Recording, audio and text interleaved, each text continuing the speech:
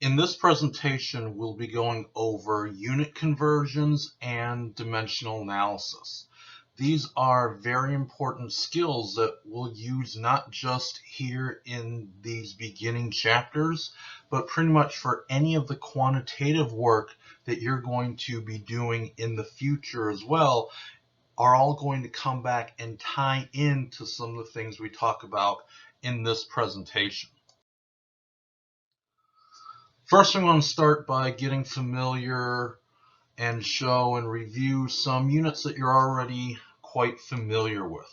The units that we generally use in everyday life are called English or imperial units. These are the units we're most familiar with. You end up using these every day, and we're very familiar with these. These are common to us. They're part of our daily lives. They're mainly only used in the United States, though. So some examples that you're probably familiar with: 12 inches in a foot, 2 cups in a pint, 4 quarts in a gallon, 3 feet in a yard, 4 cups in a quart, 16 ounces in a pound. These are things we're used to dealing with. We've been using these conversions for a very long time in our lives, probably since we were children.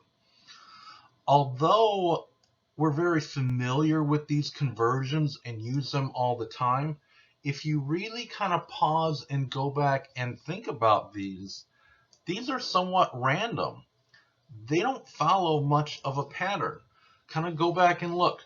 12 inches is 1 foot, but 2 cups is 1 pint, 4 quarts 1 gallon, 3 feet 1 yard, 4 cups 1 quart, 16 ounces 1 pound. It's not kind of following a regular pattern. And because they don't follow a regular pattern, even though we're generally quite familiar with these, at any point in this course that you need to convert from one English unit to another English unit, those conversions are going to be provided for you. So you wouldn't have to memorize any of those. You just have to use what you would have in front of you. We have another system of units that we're a little bit less familiar with. These are the metric or the SI units. These are the units that are used by the rest of the world. And because of that, we're not as familiar with these units. We don't end up using these in our daily lives, just going about our ordinary days. But where these are used quite a bit, these are used in science, medicine, healthcare, and that's why we have to start getting ourselves familiar with these units. And the reason why the rest of the world uses the metric system, and the reason why the metric system gets used in science, medicine, and healthcare, is that it follows a regular pattern. And not only does it follow a regular pattern, it's very closely tied in with how our number system works. We have a base 10 number system. The metric system is designed around a base 10 number system. So we're going to start exploring these metric units. And because we're not as familiar with these, we have to do some memorization. We have to start learning these. It's impossible to have a career in science, medicine, or healthcare if you're not able to be metric fluent. Now I'm using that fluent term kind of talking like a language. We talk about fluency in other language. There's also unit fluency. In order to be successful in science, medicine, and healthcare, you have to be metric fluent. So that's one of the goals of this course, is to get you metric fluent. So this table shows a lot of the commonly used metric prefixes. Now, we don't memorize things just for the sake of memorizing things. That's for Jeopardy or a trivia show. We're only going to memorize the things that are common, that we commonly use, that you're going to routinely see. And the ones that you routinely see over and over again are those between mega and micro. All of these in here, mega, kilo, deci, centi, milli, These are ones that are commonly used, and you're going to be expected to memorize those. You can see that I crossed off two that are not commonly used. Hecto, nobody really uses that, and if it's not used, there's no point in memorizing it. Deca, also not commonly used. So the metric prefixes that you're going to be responsible for are mega, kilo, deci, centi, milli, and micro. Those are the ones you have to know. You need to know their names, their symbols, and then their numerical value. This last column, the exponential notation, we're not really going to get into using scientific notation or exponential notation in this class, so we just care about the numerical value. Now, when you're looking at this, what's the best way to start memorizing these? If you're not already familiar with these, the best way to memorize these is just to simply make flashcards out of these. And I'll kind of show you an example flashcard here on the screen. In order to make a flashcard out of these, what you just want to do is on one side, so if I draw kind of a 3x5 index card, you take a 3x5 index card, you write the name and the symbol on one side. So one side of my flashcard may look like kilo, and then I might have the symbol for K. Then on the other side of the flashcard, you want to put the numerical meaning. What's a kilo worth? A kilo is worth 1,000. So that's how your flashcard may look for kilo. And then you'd make other flashcards for these other prefixes. Mega, kilo, deci, centi, milli, micro. Because these are the ones that you're going to commonly come across. You have to be familiar with these. And the reason why the rest of the world uses a metric system, the reason why it's used in science, medicine, and healthcare is this idea of a regular and consistent pattern. When we say kilo, kilo always means 1,000. It doesn't matter what we're measuring. That's not consistency. If we have 1,000 grams, that's a kilogram. If we have 1,000 meters, that's a kilometer. If we have 1,000 liters, that's a kiloliter. We can even use this for something like seconds. If we have 1,000 seconds, that would be a kilosecond. Kilo is always going to be 1,000, and it's that regular pattern and that consistency is why this is used around the world and in science and medicine, and that's why we have to become familiar with that, because you're going to use these all the time in your future careers. We talked about two different systems already, the English and the metric system.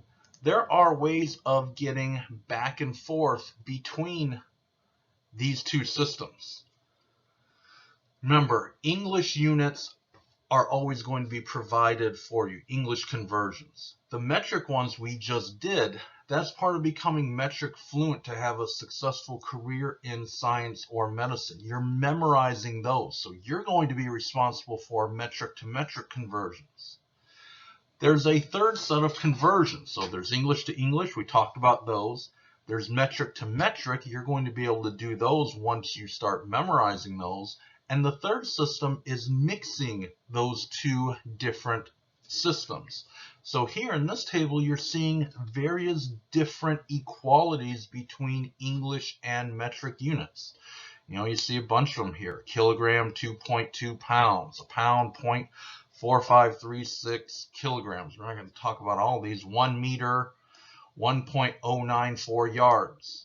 A kilometer, 0.6214 miles. A liter, 0.2624 gallons. And what you'll notice about all these equalities that bridge the two systems, that bridge the English and the metric system, is what you're noticing is that the numbers aren't standard. You got strange numbers: 2.205, 1.094, 0.6214, 0.2642. That's because these equalities all have an English component to them. And that English component gets you off that kind of standardized base 10 that we saw for the metric. So because these are such strange conversions, there's no need to memorize these. You will always be provided one conversion for each of the dimensions. That doesn't mean you'd get all of them. That just means if you look at something like the mass, you would get one of the ones listed on the right. And then based upon other things, you could finish off any problem as long as you had one of them. You're not going to get all the length conversions, but you will have one provided for you. And that is that bridge that gets you between the two systems. So these three different conversions that we had, English to English, even though we're familiar with those, I'm going to provide you those equalities. Metric to metric are kind of our new ones. That's knowing the metric system. I'm not going to provide you metric to metric conversions. Those are those that you're going to have to memorize. And then what we're seeing on this slide are English to metric equalities. I will always give you one for each quantity or dimension. That way you always have a way of bridging between these two systems. You can always go between English and metric. There's a technique that I'm going to show you that's a very important technique. We end up using this technique for virtually all of the quantitative problems that we do. And this technique is called dimensional analysis. And what dimensional analysis is it's a technique that's used for converting between units. It's not just converting between units we're going to see here. As we go along in the semester, we're going to use this technique for chemistry problems. Probably about 95% or more of the calculations we do in this course ends up getting done by this technique. So this is a very important technique. So I kind of want to talk about this technique, and then we'll start doing some examples that illustrate this technique. So the reason why dimensional analysis is so powerful, and even if you don't remember it by name, chances are way back in school at some point you used this technique. Maybe it was called something else, maybe you didn't remember what it's called, but my guess is at some point you've seen this before. And the reason why this technique gets used is it organizes calculations in multi-step problems. And the organization is the key, because if you're well organized, it takes some of the mathematical burden away. And I know some of us aren't great fans of math. We may not like math. We may even hate math. That's why this technique may be so important. Even if you don't feel you're strong in math or you don't like math, this takes some of the math out of consideration because you're not focused on the math. Instead, your focus is going to be on the units. If you end up doing the right things with the units, everything else is going to work out just fine. So we're going to focus on the units. And if you focus on the units, what we're going to see is that the numbers are just going to go along for the ride and always be in the right spot for us to do the right calculation with. So in order to do dimensional analysis, we have to start thinking about equalities. And we already saw some of the equalities. We saw some English to English equalities. We saw metric to metric equalities. We saw some English to metric equalities. Thing is, with equalities, there's multiple different ways of representing equalities. Equalities can be written as ratios. So if I take one of the equalities that we have previously seen, 1 kilometer equals 0.6214 miles. I can rewrite that equality in the form of a ratio. What I can say is that 1 kilometer per, remember a ratio, you have that division, 1 kilometer per 0.6214 miles. That line is really a division sign, a per. So I could write it that way, 1 kilometer per 0.6214 miles, or I can write it another way. I can write it the exact opposite way and still represent the same equality. There are 0.6214 miles per 1 kilometer. All three of these things, so all three of these, this, and this, are still representing the exact same thing. It's just different representations of the same fact. So once we kind of focus on units and thinking about equalities and ratios, what we can then do is we can then use multiplication and divisions to solve not just single-step problems, but also multi-step problems. And here's a technique that we're going to see. Here's how we're going to go about doing that technique. Is we're going to focus on the units. So we're going to start with some units. Then we're going to use an equality in the form of a ratio.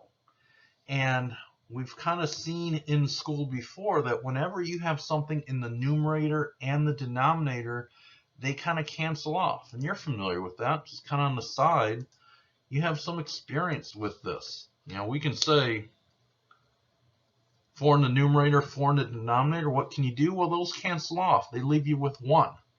And we don't really do algebra here, so I'm not trying to scare anybody, but you can do it with numbers. You can do it with variables. If I had x divided by x, well, you know, something in the numerator and the denominator are going to cancel. The same thing applies to units.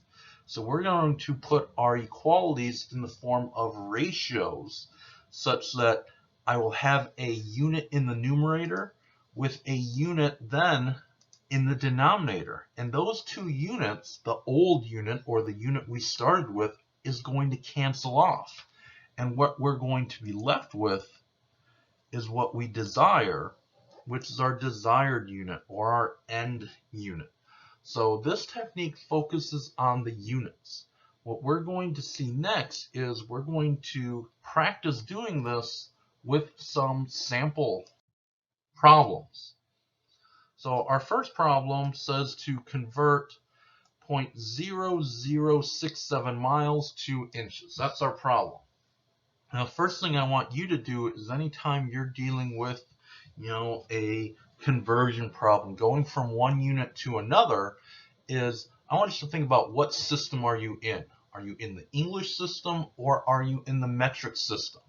And for here, 0.0067 miles, well, we're pretty familiar with miles. That probably means it's an English unit. And we're pretty familiar with inches, so the fact that we're familiar with them and use them every day, that kind of tells us we're dealing with an English unit in miles and an English unit in inches.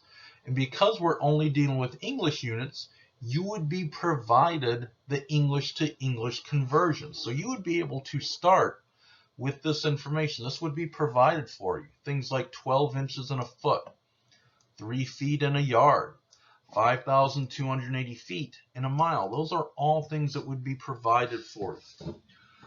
So the way we are going to be doing these conversions between these units is we're always going to start the same way. We're going to draw a 2-row table. So that's what you see in blue. I drew a 2-row table. And the reason why we drew a 2-row table is that's kind of our code for numerators and denominators. Anything in the top row is going to be our numerator. Anything in the bottom row will end up being our denominator. So we kind of have this numerator-denominator system set up already, even before we've done any actual calculation. So you're going to start by writing a 2-row table. And our first step is we're just going to insert the given information. Well, what did we start with? Well, our starting point is 0.0067 miles. That's going to go in the first box. Now for the second step, and a lot of people skip this step, sometimes books kind of gloss over this or don't tell you to do this. I'm a very big proponent of doing this because I think it really is going to help you to do these problems correctly. Your next step that I think you should really do is write your goal in the last box. Write what you want to achieve at the end of the problem in the last box. And here's why I think that's such an important step and why I'm really encouraging you to do it.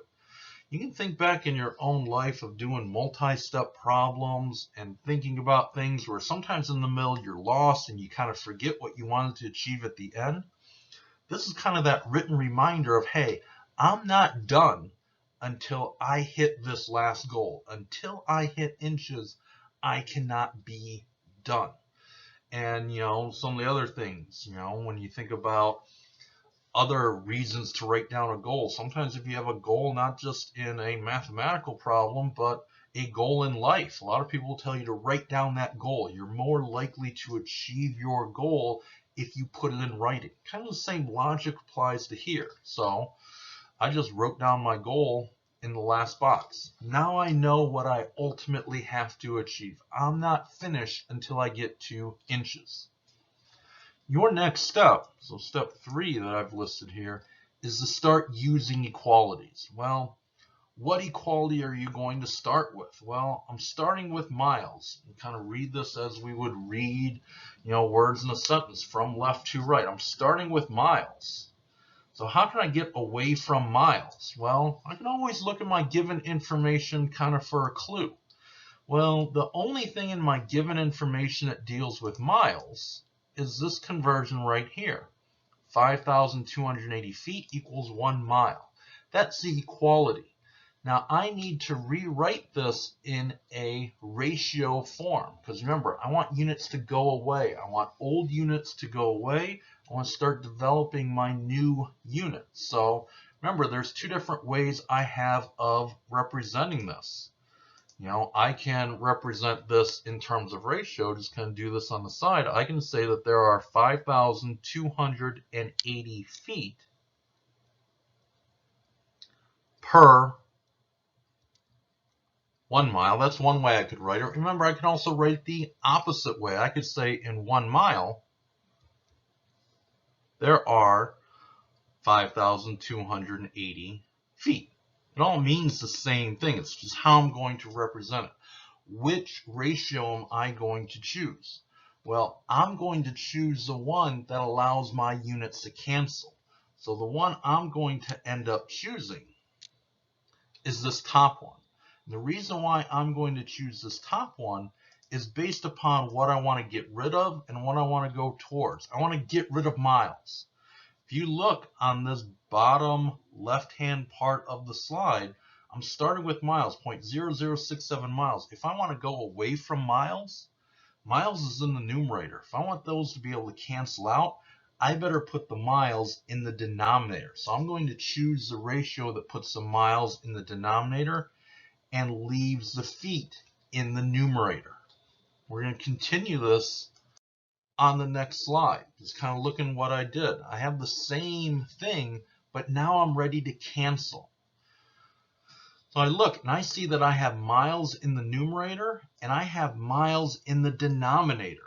Well, if I have miles in the numerator and I have miles in the denominator, what's going to happen to those? Those are going to cancel. We're going to be able to get rid of miles. Miles isn't a part of our problem anymore. We now have feet. The unit we currently have right now are feet. Remember, you don't have to be right on top of each other in a numerator and a denominator to cancel. As long as one thing's in the numerator and one thing's in the denominator, those will still cancel. So now I look at kind of, okay, where are we at now? Well, now we're at feet. This is where I'm at, 5,280 feet. Am I done yet? No. Remember, my goal at the end is inches. I'm not done until I've hit inches. So now a lot of us are maybe tempted to pull out our calculators and start calculating things. You want to wait on your calculation. If you're not, really loving math, you shouldn't be in a hurry to do calculations. We do all the math at the end. All of the setups just involve the units. Remember our goal. If we focus on the units, the numbers will ultimately take care of themselves. So what we're going to do is we're not going to do any calculations yet. Instead, we're going to continue using equalities until our goal is achieved. Well, if we're at feet right now and I want to go to inches, do I have a way of getting between feet and inches? Yes.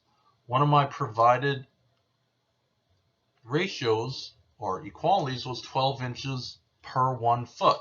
Now remember, 12 inches per 1 foot, or 12 inches equals 1 foot, I can write that two different ways in the form of a ratio. I can say 12 inches in the numerator per 1 foot, or I could also say put the foot in the numerator, 1 foot per 12 inches. Now, which one do you want to use? Well, you're going to want to use the one that moves you towards your goal. What's your ultimate goal? Inches. Well, to get 2 inches, I have to get away from feet. So right now, I have feet in the numerator. So I'm going to write my next step in a way to get rid of those feet. I'm going to put the feet in the denominator, put the inches in the numerator. And the reason why I want to do that is because how these are going to cancel. Look at what's going to happen. We're going to have now our feet canceling. Feet are going to cancel off here. You're going to see that in the next step. When the units you have match your goal, it's set up correctly. If we kind of review where we're at, I think we hit inches. We're there. We wanted to hit inches. We hit inches.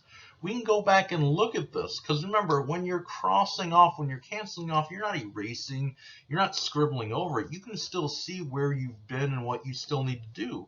But if we look at the steps we've achieved here, what's already happened? Well, if I just make this a little darker in red, miles have canceled. Feet have canceled. What are we left with? Well, the unit we're left with are inches. And remember, we wrote down our goal in the last box. That means we've matched our goals. Now, we now have this problem set up completely correctly without ever having to actually do any math. We haven't done any math yet. Now we can actually go to our last step. Our very last step is now we're able to calculate. Now we can pull out our calculator and actually calculate this. Now there's a bunch of different ways to do it. I think the easiest way is to just remember that any number you see in the numerator is a multiplication, and any number you see in the denominator is a division. So the easiest way of calculating this all through is take your numbers in the numerator and multiply them together. 0.0067 times 5,280 times 12. When you multiply those numbers together, you're going to get your final answer of 424.5 inches. Now, in this course, we're not going to really worry about rounding. Rounding involves something called significant figures that we don't do in this course. Some of you may be familiar with it. We don't do that. The key thing is that you've shown your steps. So it doesn't matter where you really rounded at. Because you showed your steps, it's clear that you knew how to do this problem regardless of where you rounded at. So that's our first conversion. I want to do a couple more in this presentation so you can see how this works. So our next step is going to be to convert 0.45 kilograms to milligrams. So this is going to be a metric to metric conversion. How do we know that? Well, we're not as familiar with kilograms. We're not as familiar with milligrams. But remember, you're memorizing those metric prefixes. So that's kind of your hint that, hey, we're dealing with the metric system here. Now remember that since this is a metric to metric conversion, I didn't provide any of the equalities. Because remember, you're going to provide those equalities for yourself when you go through and have memorized the meaning of those metric prefixes. Now, just because this is now a metric to metric conversion doesn't mean we're going to do anything differently. We're still going to write a two-row table. So you see we've written a two-row table in this first step. We're still going to insert the given information. Where are we starting at? Well, we're starting at 0.45 kilograms. We are still going to write out our goal in the last box. So we started with kilograms. What do we want to achieve at the end? we want to achieve milligrams at the end. So we wrote that in there.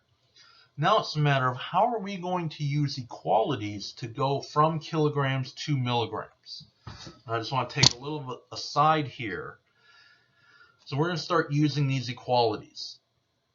Real strong word of warning here. Unless you are extremely well versed in the metric system, you should not try to do this in one step. Unless you just love metric, you use metric all the time in your daily life, even when you don't need to, do not try to do this in one step. It's just asking for trouble. Instead, I want you to actually do this in 2 steps. So unless you are super confident in the metric system, don't try to do this in 1 step. Trust me, it just ends poorly. So our first step, what I want you to do, instead of trying to go from one prefix to another, instead of trying to do that in 1 step, that's where the danger comes in. So just on the side, I'm just going to kind of show you kind of your thought process for going through here. If you start with the old prefix and you try going to the new one in 1 step, that's going to end problematically unless you are very, very comfortable in the metric system. I don't recommend doing that in 1 step. Instead of going from old to new in 1 step, old prefix to new prefix, kilo to milli in this case, I recommend you first go to no prefix and do this in a 2-step approach. Instead of going from one metric prefix to another in 1 step, do it in 2 steps. And the first of those 2 steps is to not use a prefix at all. And that's how I'm going to show these problems. Well, to go from, old prefix to no prefix, well, the old prefix is kilograms. So the no prefix would just be grams for that. So I need a way of getting from kilograms to grams. The only way that I'm going to be able to do this is if I know that metric definition of kilo. In green, 1 kilogram equals 1,000 grams. That's not going to be provided for you. You have to be able to write that for yourself by knowing what is the relationship between kilo. What does kilo mean? Kilo means 1,000. So what's in green is not going to be provided for. You have to provide that for yourself. So when we look at this, though, now that we have that equality that comes from those memorized metric prefixes, now we use it just like all the other equalities. I want to get away from kilograms. So the only way I can get away from kilograms if they're starting in the numerator is if I put the kilograms in the denominator.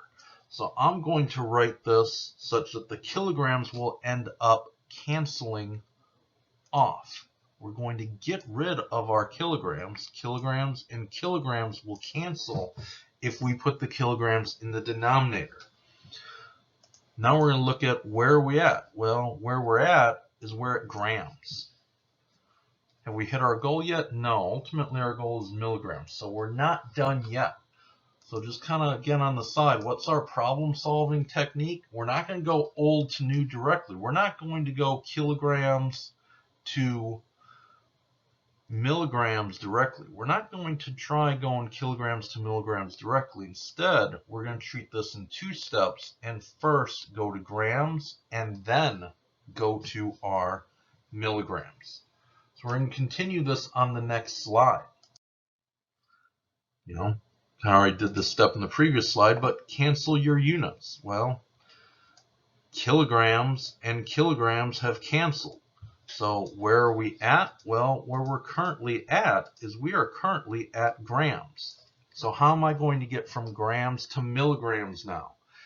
This is, again, knowing those metric prefixes and their meanings. To go from grams to milligrams, I'm not going to be able to just look up a provided conversion because that's not going to be provided. Instead, I have to come up with that myself. I have to know what milli means. Remember, several slides ago, we talked about memorizing those metric prefixes. So we're going to continue using equalities until the goal is achieved. So I need a way of getting from grams to milligrams. Well, there's a couple different ways I have of doing this. I can say 1 gram is 1,000 milligrams. That's a true statement.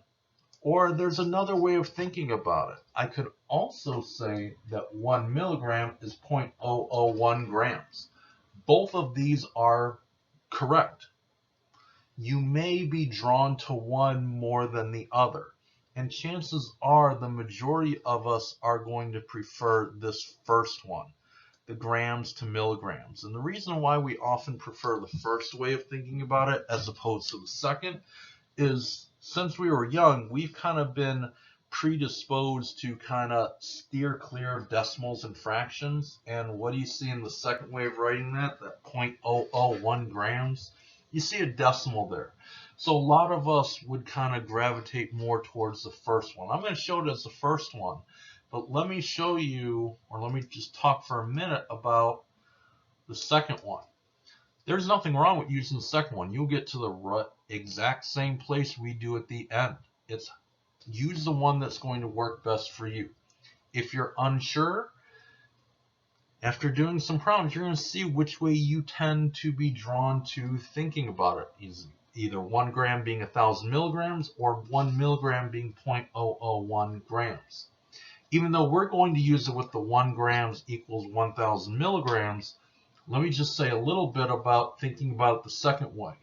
1 milligram is 0.001 grams. Well, if you think about it the second way, it's actually a little bit easier, even though there's decimals, because what do you see? You just see the definition of milli there. That M is milli. What does milli mean? Well, you memorize the definition of milli. Milli equals 1,000. It's just right there in the equality. If you think about the first way, where you avoid the decimals, that milli equals 1,000 is still there. 1 gram equals 1,000 times 1,000. That's what milli means. Well, 1,000 times 1,000 equals 1. So you still see it in there. It doesn't matter which way you pick. I'm going to continue this problem using the 1 gram equals 1,000 milligrams, because that's generally kind of the way most of us are going to think about it. But if you think about the other way, that's how I want you to do the problems, the way that's going to work best for you. So 1 gram, 1,000 milligrams. How am I going to represent that in equalities? Well, I have grams here in our numerator. Remember, this is where we're at. We're at grams in the numerator. So to get rid of grams, I want to put grams in the denominator. So I'm going to put the grams in the denominator. I'm going to put the milligrams in the numerator. Well, what's going to happen when we do that? Well, when we do that, you're going to see that I have grams in the numerator that cancel with grams in the denominator. I got rid of those grams. Remember, when the units match is properly set up, when you've hit your goal, remember what our goal was. Last box, milligrams. Well, last box of milligrams, we've hit that goal. Everything else has canceled off. If we go back and kind of review what we've done, well, we canceled off our kilograms. Those are gone. We've canceled off our grams. Those are gone. What do we have left? Well, what we have left is we have milligrams. Remember, that's what we ultimately wanted. The only unit that had not canceled was milligrams. That matches our goal unit. It's at this point that this problem is set up correctly. Everything is set up. Last step is just a calculation. Remember, any number you see in the numerator is a multiplication. Any number you see on the bottom is a division. Well, here, what do we have? 0.45 times 1,000 times 1,000. The denominator, we could divide by 1. We could divide by 1. That's not going to change our value. We'll do a problem where sometimes you will see numbers in the bottom that you do have to do that division. Here we don't. So to get our final answer, it's 0.45 times 1,000 times 1,000. We would end up with 450,000 milligrams.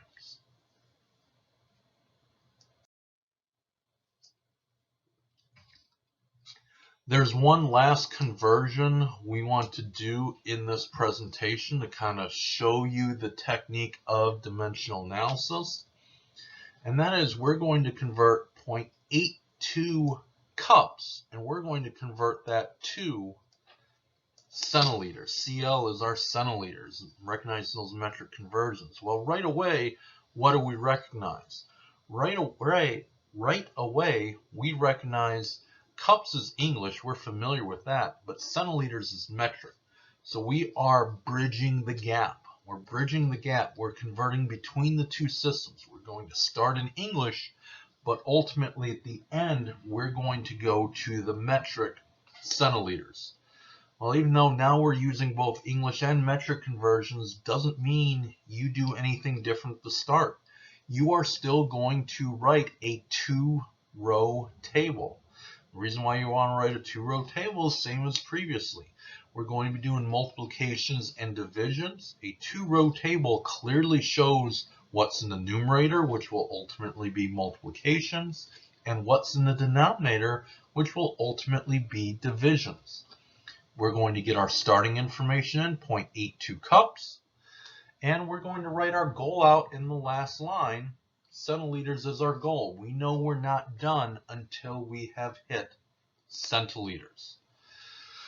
Well, here, this one's a little bit more steps than some of the other ones that we've been doing. So where do you start? So that's why I wanted to point out at the beginning, what were we doing? We were converting between English and metric. And whenever you're bridging between the two systems, think of it as two different languages. English system is a language. Metric system is a language. These two languages don't really communicate well with each other. Same way as if you think about our regular spoken language. If you're trying to communicate with someone that doesn't speak the same language, communication is tough. What might you need in order to help have a conversation with that person? You need a translator.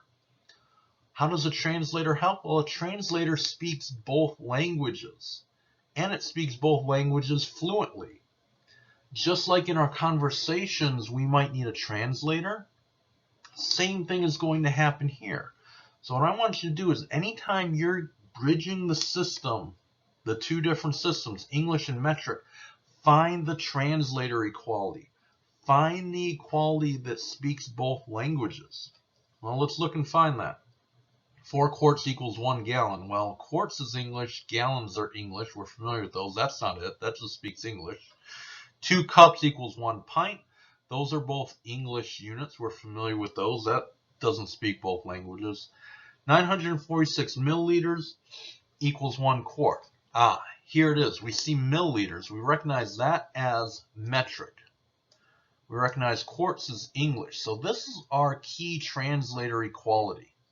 The last one, 4 cups, 1 quart, that's not it. That's both English units, cups and quarts. So highlighted in green is that key translator equality. And I want you to identify that one first, because you know you definitely have to use it.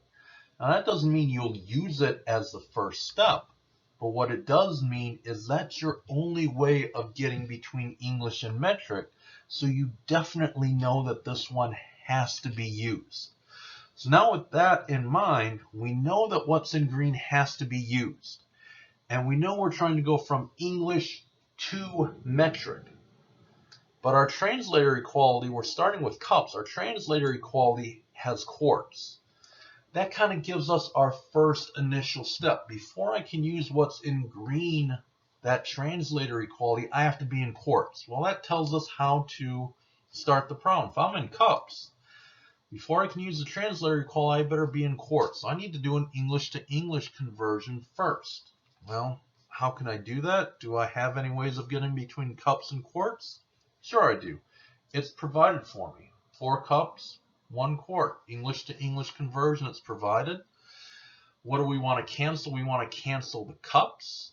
So notice how I put the cups started in the numerator. I'm going to put the next step, the cups, in the denominator.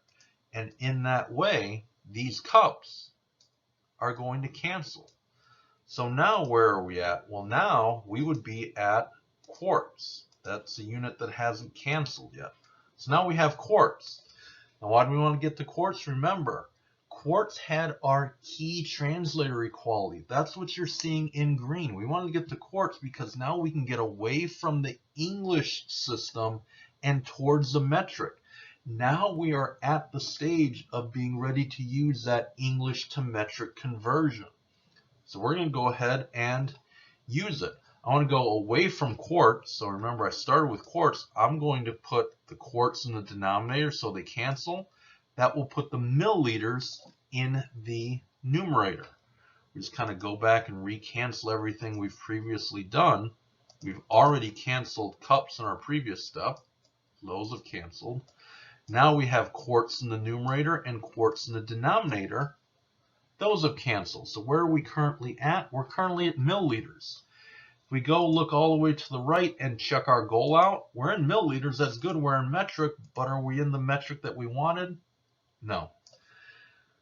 We're in milliliters, but ultimately we need to be in centiliters. So here we're going from one metric prefix to another metric prefix. And again, this can be done in one step. I'm not going to show it in one step though. So I think trying to do this in one step is big time trouble unless you are super fluent in metric.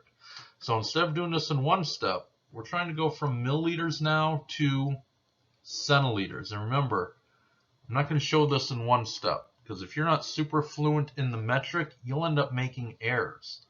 What's much safer to do is go to no prefix, which would be liters. So we're going to go from milliliters to liters and then liters to centiliters. Now, anywhere else in the world, they would probably just do it in one step. Why? Because they're super familiar with metric. They eat, breathe, drink, sleep metric. We don't. That's why I'm highly recommending, can't recommend it enough, don't try to do it in one step unless you're super fluent. Do it in two steps. So if we do it in two steps, our first step would be milliliters to liters. Well, I need a conversion between milliliters and liters. There's a couple different ones I could write. I could say 1,000 milliliters equals 1 liter. That's a true conversion. Remember, metric to metric's not provided. You have to be able to come up with these conversions on your own. There's another way I could think about this. I could also say 1 milliliter equals 0.001 liters. Milli equals 1,000. Then you're seeing that definition of milli again. Doesn't matter which one you use. As before, I'm going to use the non-decimal one because I think that's more likely to be used. But if you see it using 1 milliliter equals 0.001 liters, go for it. Just do it. Where am I going to put the milliliters? I'm going to put the milliliters in the denominator. Why? Because I had milliliters in the numerator, I need these milliliters to go away. So our milliliters canceled out here. What do I have next? Well, now I'm at liters. Where do I want to go? Centiliters. So we're going to continue this on this next slide. So just kind of rehashing where we've been so far. And that's the good thing about dimensional analysis is you can see where you've been, where you're currently at, and what you still need to achieve. What have we already done? Well, we took care of our cups. We canceled those. Those are gone. We took care of our quarts. That helped bridge us from English to metric. Last step, the one we finished on the previous slide, we got rid of our milliliters. So where are we at? What do we still need to do? Well, we're at liters. We need to get to centiliters. So how are we going to do that? Well, the way we're going to do this is you have to know your metric conversions. Remember, these aren't provided. You have to know what your metric prefixes mean in order to write these equalities for yourselves. So what's that relationship between liters and centiliters? Well, there's a couple different ways we could represent it. We could say that 1 liter is 100 centiliters. That's a true statement. Centi is hundredth, so it would take 100 of them to equal a full unit. Or we could also say that 1 centiliter equals 0.01 liters. Remember, it doesn't matter which one you ultimately choose to use. One's as good as the other. We kind of decided that we're going to use the non-decimal versions of these. So we're going to use the 1 liter equals 100 centiliters. Well, where am I going to put the liters? Where am I going to put the centiliters? Well, when we look at this, we have liters in the numerator, and I want to get rid of them. Remember, our ultimate goal is centiliters. So we need to put this, the liters in the denominator. We're going to put the centiliters in the numerator. That way, these liters have canceled off. We already canceled our cups, canceled. Quarts, canceled. Numerator, denominator. Milliliters, canceled. We've already been there, done that. This last step is going to cancel off the liters. Liters are going to cancel. Where are we at? Well, we would be at centiliters. Centiliters is where we're at. We look over at our goal. What's our goal? Centiliters.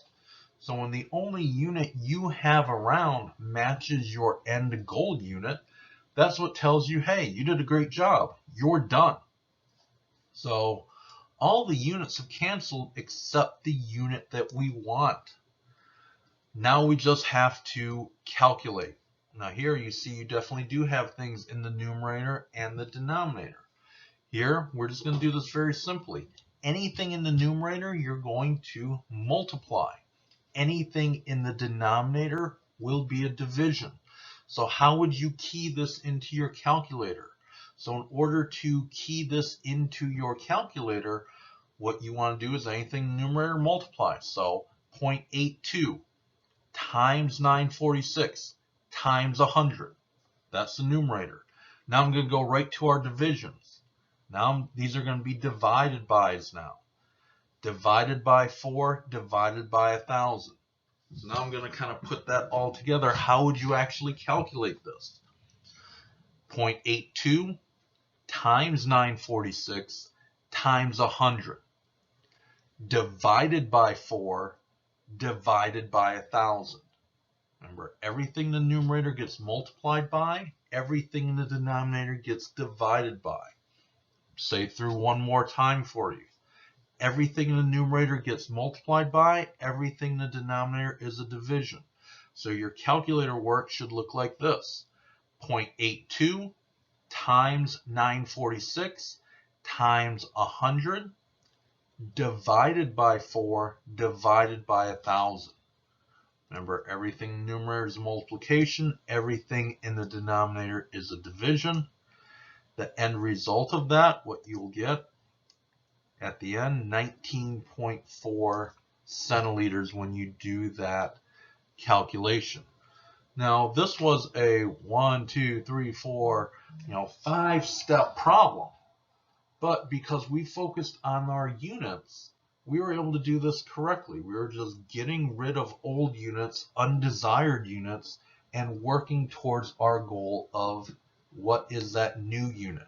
So key things that you want to start working on are memorizing those metric prefixes that we talked about earlier in this presentation. Because remember, you have to be able to provide those for yourselves. And then it may look kind of straightforward as we're walking through this and I'm guiding you through this, but the only way to be absolutely sure that you are able to do this is to start trying these problems on your own. Try some of these on your own. Work a problem backwards. Until you've done these independently, you haven't quite mastered it yet. And that's the key, is do these on your own.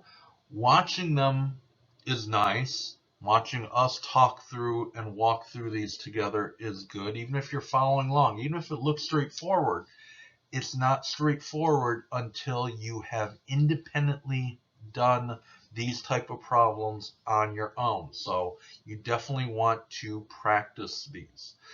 Remember, this technique, even though it looks like unit conversions you may have done before in a previous class, we're going to use this technique not just for what we're doing now with converting one unit to another unit. When we start getting into more chemically appropriate problems, we will still be using this technique. This is a material and content that you just can't kind of work around and say, I'll be okay without it. This is a critical thing, not just for this information, but for the first half or more of the semester we're using this technique. This is our chance to practice this, and we'll be continuing to use this technique for almost all of our quantitative problems. So you definitely want to start getting yourself comfortable with this technique and these problems.